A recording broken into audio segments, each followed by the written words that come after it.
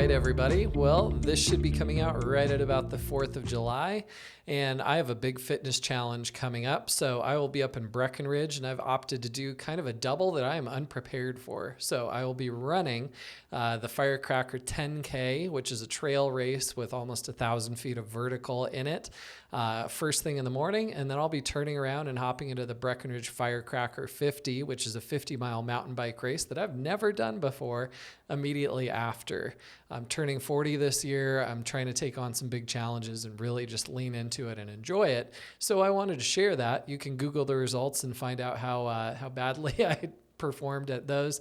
So you can go ahead and take a look for it when the video comes out. But I wanted to really talk about one of the things that we don't spend a ton of time on in our work on the financial side, which is fitness. And really fitness is we're kind of in those prime entrepreneurial years between 30 and 55.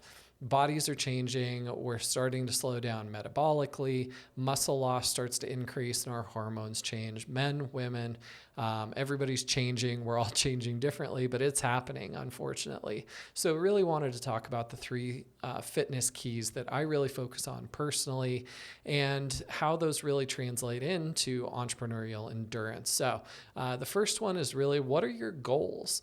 Love listening to Dr. Peter Attia, Attia.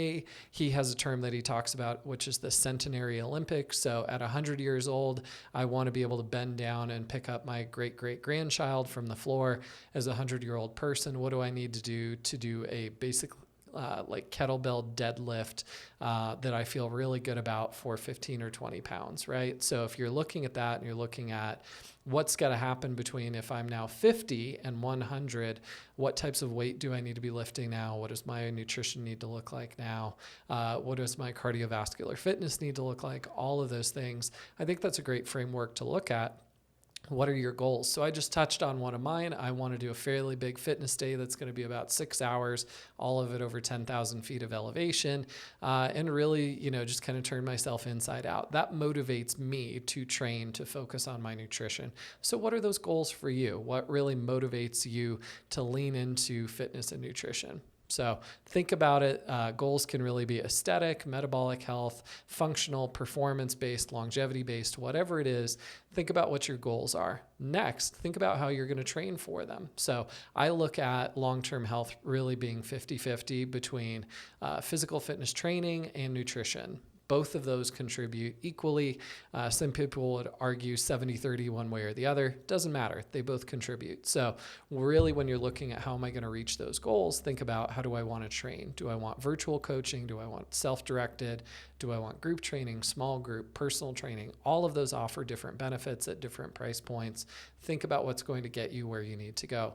On the nutrition side, you can work one-on-one with a registered dietitian. You can do all kinds of, like allergen testing. You can do continual glucose monitoring. You can do some genetic testing to really look at what your predispositions are. All of those may help.